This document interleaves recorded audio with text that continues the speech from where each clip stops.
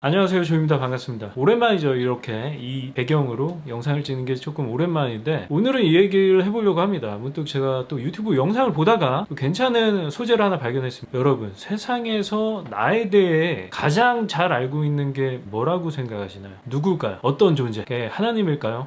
아니면 부모님일까요? 아니면 친구일까요? 바로 여러분, 알고리즘이에요. 알고리즘. Algorithms are everywhere.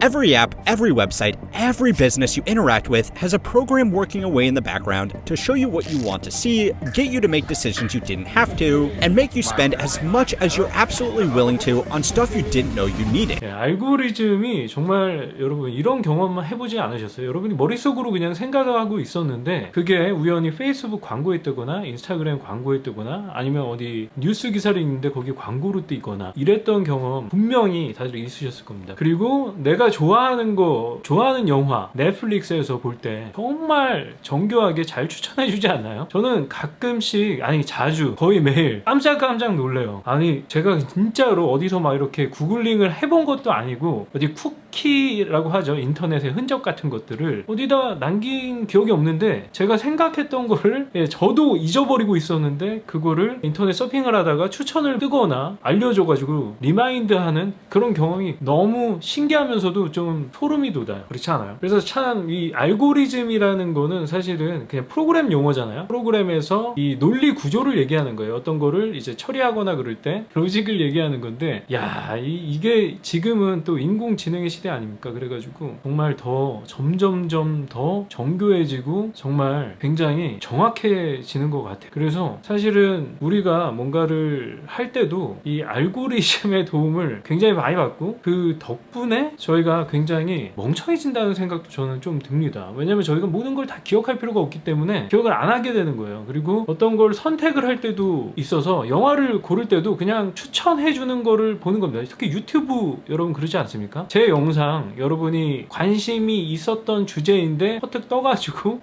나도 모르는 무심결에 제 영상을 보고 구독까지 눌렀던 분들 분명히 있을 텐데요. 아, 정말 이 알고리즘이라는 게 굉장히 한편으로는 굉장히 도움이 되는 부분도 많을 거예요. 그쵸? 특히 기업을 운영하는, 특히 뭐 인터넷 기업을 운영하시는 분들은 알고리즘의 도움을 안 받을 수가 없잖아요. 그쵸? 프로그램 자체가 사실 알고리즘 덩어리 아닙니까? 그러니까 두뇌 같은 거잖아요. 프로그램의 서비스의 핵심 판단 기준. 에어비앤비 뿐만 아니라 뭔가 이런 중개해주는 플랫폼에서는 양쪽이 있잖아요. 이제 바이어와 셀러가 있는데 셀러가 진짜로 잘못을 하는 게 아닌가, 범죄를 하는 게 아닌가, 뭐 이런 것도 알고리즘으로, 허위 매물이 아닌가, 이런 것도 알고리즘을 통해서, 왜냐면 사람들이 하나하나 다 들어가면서 등록된 것들을 비교 분석하고 판단할 수가 없잖아요. 그러니까 사실 에어비앤비에서도 그렇고 대부분의 중개 서비스에서는 그 알고리즘을 적극 활용하고 있을 겁니다. 그리고 We know you want it. The flight that was on sale for $150 yesterday is now $300. Oh, and now it's back to $150. Well, that is likely the work of a pricing algorithm, a computer program factoring in supply, demand, and competitors' prices to adjust that price in real time. 구매하는 사람들은 또 어때요? 우리가 원하는 거를 셀러들이 일일이 다 추천해 줄 수가 없잖아요. 그렇기 때문에 알고리즘으로 이 셀러들이 등록해 놓은 그 데이터를 기반으로 해서 사용자들한테 추천을 해주는 걸 텐데요. 여기서 지금 미국에서는 굉장히 큰 문제가 됐던 게 한 가지가 있더라고요. The Federal Trade Commission released a statement explaining that price fixing by algorithm is still price fixing. The release was specifically targeted at a new type of software that was marketed towards landlords and real estate agents as a way for them to get the highest possible price for their rental property. The program in question, without even the slightest bit of self-awareness, was called Rent Maximizer. And according to the FTC, it, along with similar programs, were used to determine rental prices for tens of millions of families across America.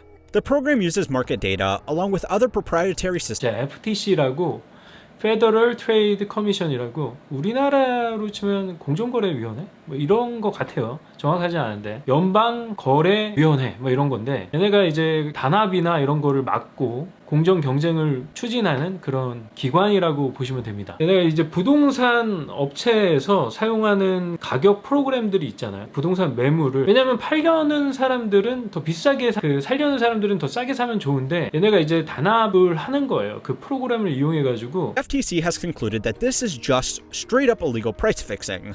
Price fixing is an illegal act, which is when two or more businesses agree to raise their prices to maximize revenue without properly competing with one another. This is especially damaging to consumers when the product being price fixed is an essential good like food, water, or a place to live in. By using an algorithm, the software company and the landlords thought they had a degree of separation because they weren't colluding on price. They were just doing what the computer told them to. The FTC does not see it this way. The good news is that since the FTC made this release, lawmakers are pushing to make the practice explicitly illegal. The bad news is that none of the parties benefiting from this kind of price fixing are likely to be punished, and at the same time, average rents for Americans have already increased by over 30% since 2020. A report by the Joint Center for Housing Studies at Harvard University found that more than 12 million households in America are now spending more than half of their total income on housing alone before taxes, transport, and other luxury goods like food. 하우스 오너들한테 싸게는 못 올리게 막 이제 그거를 이제 프로그램으로 막 모티베이션 하고 막 이렇게 여러 가지 장치들을 활용해 가지고 일종의 단합을 해 가지고 그 가격을 집값을 2020년인가 이후에 4년간 30%를 올렸던 경우가 있대요. 어떤 지역에서. 이렇게 사실은 알고리즘을 이용해서 부동산뿐만 아니라 실제로 제품 가격을 다이나믹 프라이싱 전략이라고 하거든요. 다이나믹 프라이싱 전략. 이게 아마존이 사실은 저 대학생 1998년에 Amazon used an algorithm to test how much it could raise prices in a way that its competitors $40 more at 3 a.m. 그 다이나믹 프라이싱 전략을 시도했다가 적용했었어요. 아마존에. 원래 얘네가 중고 서점으로 시작한 업체잖아요. 그랬다가 언론에 이제 문매를 맞아가지고 실패를 했었죠. 근데 A month ago, Wendy's CEO Kirk Tanner announced that the fast food franchise would be introducing dynamic pricing, a system where how much you pay for a Baconator would depend on an algorithm that balanced customer demand with store capacity. According to the company's announcement, they were planning to invest $20 million into this technology before it was rightfully ridiculed across the internet. This was a win for the little guy that just wanted to clog their arteries at a predictable price point. But Wendy's only mistake was announcing their plan. Dynamic pricing is already here, and it's making inflation an essential feature. Algorithms aren't bad. They are just a tool that can be used for good or evil. And as someone whose job relies on appeasing one very particular algorithm, I would like to say that they can do some good. 뭐 웬디스 사례도 있고요. 여러 가지 그런 기업들의 사례가 있습니다. 왜냐면 기업들은 어때요? 트래픽이 몰리는 거를 싫어해요. 왜냐면은 트래픽이 몰리면은 노동 배분이 로트가 굉장히 비효율적으로 발생하거든요. 그래서 수요가 막 많아질 때는 가격을 비싸게 해가지고 좀 조절하는 그런 전략을 하고 싶어 하죠. 근데 그게 불법이다 맞냐? 이거는 저도 잘 모르겠어요. 하지만 근데 기업의 입장에서는 그렇게 하고 싶을 거예요. 음식점도 그렇고 음식점은 이제 그걸 가격으로 자기들이 피크 타임이 아닌 시간에는 좀 할인을 해주는 그런 전략을 쓰는 레스토랑들도 있잖아요. 그런 것처럼. 근데 그걸 다이나믹 프라이싱 전략이라고 하는데 이런 것들을 이제 기업에서는 알고리즘을 통해서 얼마든지 할 수 있잖아요. 특히 지금 얼마나 정교합니까? 근데 문제는 뭐냐면은 기업들은 뭘 추구합니까? 이윤을 추구해요. 더 많은 이윤. 그렇기 때문에 알고리즘이 But since companies and their shareholders prioritize profits and user growth, algorithms in the hands of companies are going to be used as a tool to maximize profit and user growth. The algorithmification of everything we interact with has had some side effect, to put it mildly. But one such side effect that isn't as obvious as the addiction to the endless swipe is how it has made everything so expensive all the time. 그 더 싸게 사람들한테 제품이나 서비스를 제공하지는 않는다는 거죠. 그렇기 때문에 계속해서 알게 모르게 이 알고리즘의 통제를 받으면서 가격이 계속 올라가는 거예요. Business is selling a $20 product and it costs them $5 to sell and have it shipped through Amazon, then they should charge $25 to cover their costs. But that would make it more expensive than their other sales options like traditional retailers breaching their agreement with Amazon. So instead of dropping their prices for Amazon, businesses just raise their prices at places like Walmart, Target, and even their own website, making everything more expensive across the market.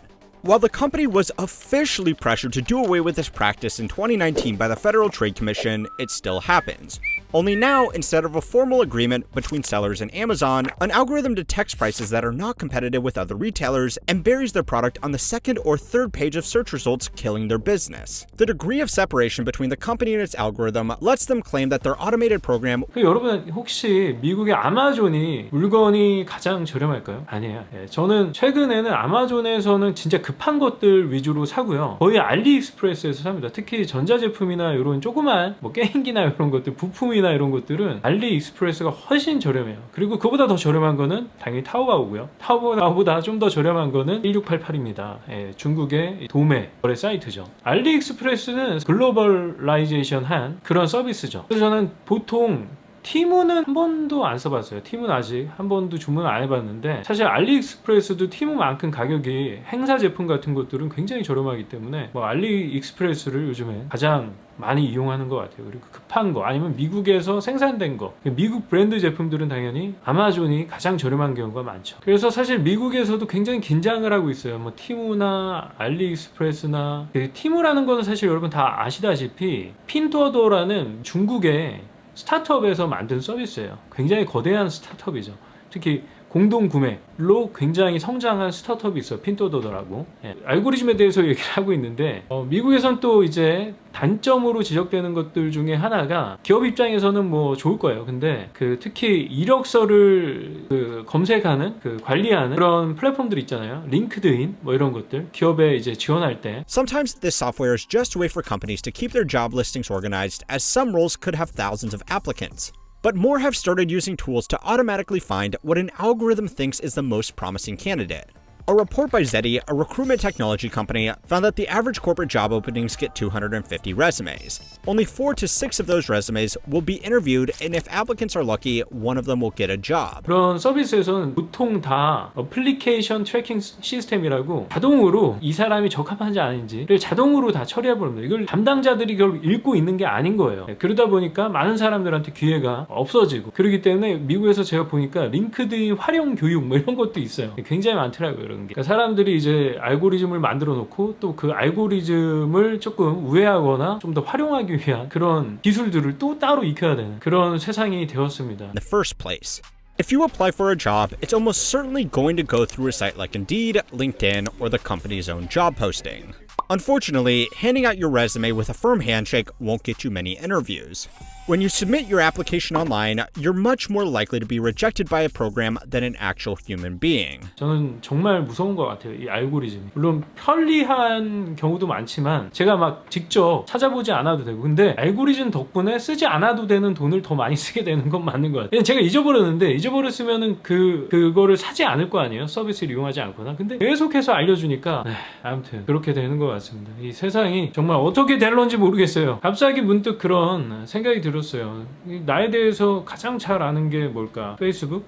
예, 그런 넷플릭스? 그런 서비스들을 제공하는 업체의 알고리즘이 아닐까 이런 생각을 해보았습니다. 여러분들은 이 알고리즘에 대해서 어떻게 생각하나요? 특히 뭐 개발자분들이 있다면 좀 전문적인 여러분의 의견을 남겨주시면 더 풍성해질 것 같고요. 그리고 아무튼 제가 본 참고한 영상을 좀 이렇게 편집해가지고 조금 쏙쏙 넣어서 더 풍성하게 만들어 보도록 하겠습니다. 지금 이 영상은 사실 제가 이제 본업이라고 하면 이제 저의 실제 사업에 좀 더 미국에서의 사업을 준비를 하고 있거든요. 그래서 그쪽에 조금 집중하면서 이 유튜브로 제가 이제 3개월간 도전을 해봤더니 답이 나온 것 같아요. 어느 정도. 여기서는 최대한 하루에 한 10시간 정도 일하면 한 350만원? 진짜로 열심히 해서 운이 좀 더 따라주면 한 500만원까지는 벌 수 있는데 그 정도를 투자해가지고 그 정도 이제 아웃풋이 나오면 저한테는 조금 부족해요. 상당히 부족한 금액이라 좀 더 효율적으로 더 많은 아웃풋을 낼 수 있는 제 사업을 한번 만들어 보려고 하고 있습니다. 제가 기회가 되면은 때가 되면 제가 워크퍼밋 나오고 실제로 이제 수익 창출해도 되는 그 시점이 오면은 여러분들한테 공개해 드릴게요. 그래서 그 영상을 이제 제가 준비하는 영상을 조금씩 찍고 있어요. 지금은 아직 공개는 못하지만 때가 되면 그거를 이제 다큐멘터리 식으로 한번 공개를 해보려고 하고 있으니까 구독 취소하지 마시고 또 구독 안 하신 분들은 구독, 좋아요, 댓글 모두 부탁드리겠습니다. 그래요. 그러면 저는 다음 영상에서 뵐게요. 감사합니다. The author's research, interviewing multiple businesses selling their products through Amazon, the online retailer contractually required that sellers list their goods on Amazon at their lowest price. That doesn't sound so bad. The lowest possible prices on a wide selection of products are why people like shopping on Amazon.